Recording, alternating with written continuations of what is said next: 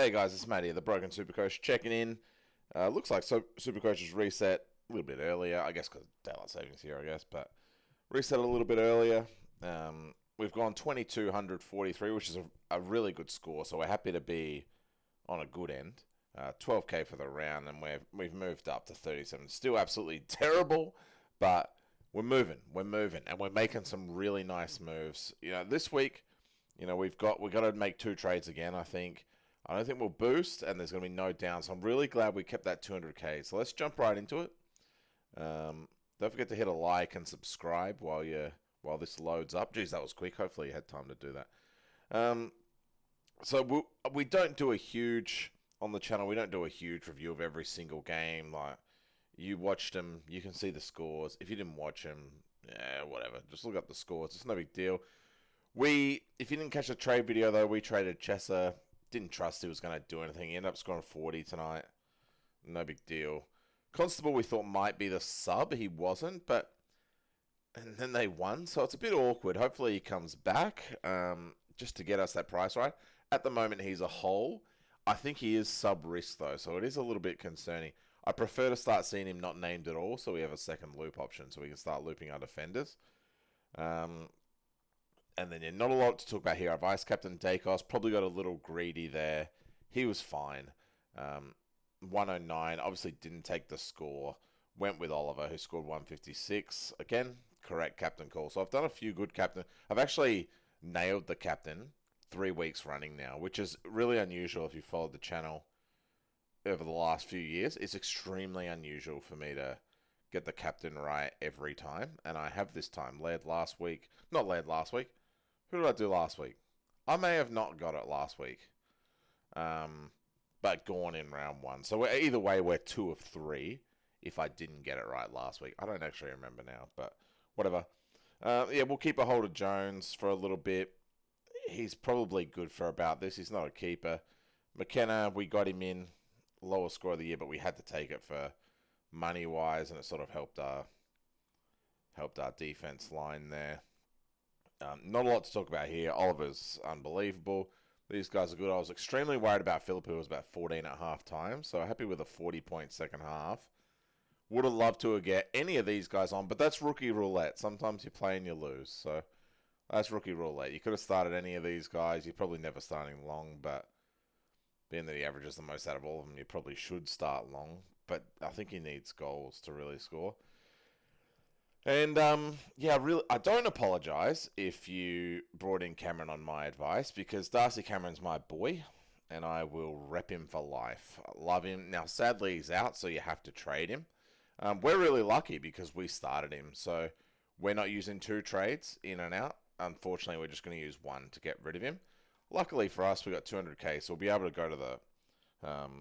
won't be able to go to the best 2 rucks, but we'll go to, I think, the best and the third best. We'll do that in a minute. I think Marshall has probably cooked us. I don't know if it's a rage trade, what I'll do here, but I think he's cooked us. His break-even's 82, so he's not going to lose any more money. Don't have to make 2 trades, but I think the smart move is to potentially move on from Marshall. I think I'm finished with him. I don't think those high ceilings that we're used to seeing from him exist anymore. 129... I don't know. I just don't think, with Wits, free game here, which we're pretty... I don't know. We'll think about that. Because we may just want to hold the money a little bit more for next week as upgrade season starts. And forward line was good. Horn Francis is a fraud. Absolute fraud. One of the laziest players I've ever seen. I'd love to take pot shots at poor players, but this bloke is genuinely one of the laziest people I've ever seen. I can't believe I was fooled by him in round 1. And I didn't watch much of that game. I just saw pieces of it. But I saw Jason Horn-Francis look good. But downhill skiers always look good when they're leading by 10 goals. And when I got him in, I said, Porter not going to win every game by 10 goals. But now it's looking like they may not win many games at all because they're dog water. But we do need to keep him. They're going to lose this weekend against Sydney. So... he's probably not going to score well again. He's still in a low... he's got a break-even of 88. So we actually might need to move this guy on immediately. Either way, Let's do some shuffling now. I've spoken about that too long. We're about to hit 5 minutes. Let's do the shuffling. Obviously, you've got to get rid of Darcy Cameron. It's a 6-week thing. Just before that, can we talk about the fact that Stewart comes back and scores 140 a week out from doing his MCL? Like, oh, come on, mate. Give us a spell. Anyway, Darcy Cameron for Tim English, that's obvious. I hate being on that ride, but it's the ride you got to be on now because there's no other ruckman left. So we got 70k. We'll see what we can do with that because I think Horn Francis has to go. If his break-even's 88, I can't see him scoring better than that. I would have liked to have done Marshall for, say, my other choice would be, if you already have English, I think Brodie Grundy's the right call. So if you're trading, say, Darcy Cameron, if you can get to Grundy for 509, I think that's really good. He looks very good. Gorn won't be back for a little while now. I think that's a really nice choice. You could probably grab Darcy as well. I think his break-even's pretty high. Yeah, 135. But you could probably grab him. It looks like they've worked out that. But he won't be rocking against Bailey Williams every week. Think about that. You can go value for Flynn. I don't mind Flynn at all. I don't think they have any other ruckman on the list other than probably this kid. And if you can get Wits, you can go Wits too. So they're all good choices. It's a lot to have 1.2 tied in, but that's good. Nank quietly is looking really nice as well, but over 100 every time. Keep in mind that Nank played out. An interesting stat about Nankervis last year is he played every game, and I missed. Oh yeah, bye. Yeah, he dropped a 40 here, but that's it, and a 58 in round one. But he played every game, and that's really important because English didn't play every game. I think Wits did. Grundy obviously didn't play every game. Gorn didn't play every game. There's not many ruckmen who play every game, so if you want to go Nankervis, that's a really nice one to do. We'll just unclick him. So Jason Horne-Francis, we got to look for something. We can again bank money and go for Chandler, who we missed. So we missed one price rise, but his break-even is still minus 42. So we can do something like that. We can do Maddie, who looks unreal, but I'm just not sure about their forward line. They do play Port, though, so that he might score quite well. Chandler looks nice. So if we're going down that path, we could certainly think about that. So, we're going to get JVR probably in 2 weeks. I believe we'll pick him up. He's done his 82k price rise, but he's still minus 42. Then there's Maddie, who probably goes up a fair bit. Off a 122 and a 78. Playing Port next week, so he should score quite highly. So you could do that. Get some cash back as well. The other one you could do is, I've got 457. Where am I looking? We can look for someone like Goulden, who looks quite nice, 85. I just feel like you're trading in Horn Francis, who's a 70 to 80 player, for another guy who's probably a 90 to 100 player, which is not bad in a forward line, but you're banking on Goulden being a keeper, and I'm just not sure that he is on that smaller sample size. That said, I really like his price.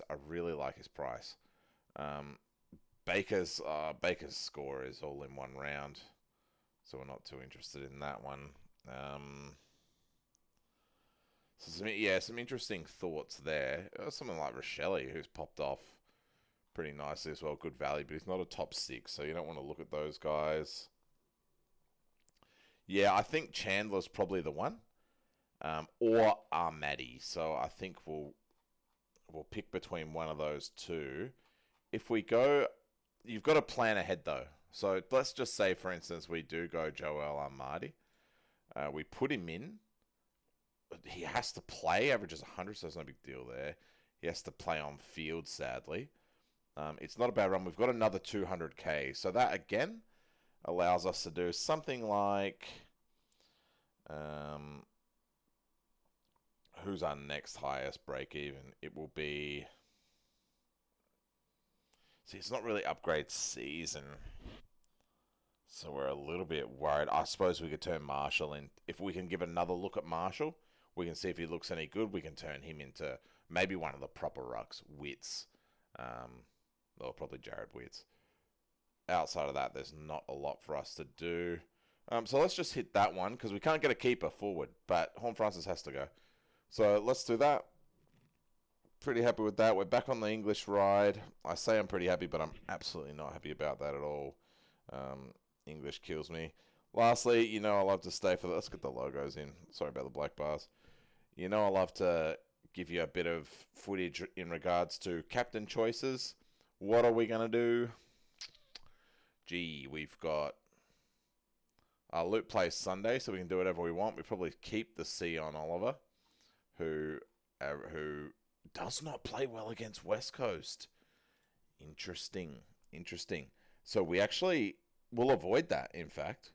We will definitely avoid that. That's something to consider. Team English against Richmond does not play well. The Nank is a big shutdown, so we're running low on captain options here. Can we go... Gee... I don't think we're going to get any history here. So, what did Dawson do against Freo last year? No, yeah, 140. He's got a 145. That was playing for Sydney. Gee, this is dangerous, isn't it? 71 against Brisbane. I think we'll just go the old faithful. We'll vice probably Laird into Oliver and we'll be really happy. I think we're going to fail this one. Things I would love is to have Grundy in the team and vice captain and be able to captain Grundy against West Coast. I think that's a really good choice. I also think something like... Yeah, I just don't think there's many other good captains. Could Lockie Neal against Collingwood do something? Probably not. Yeah, not many good captain options are standing out to me. So let's go Laird into Oliver. Pretty good. Tim English is obviously on fire, but I just don't like that he's playing the Nank. It actually scares me as far as trading him in. Anyway. Oh, geez, that's a long video. Sorry, lads. Anyway, see ya.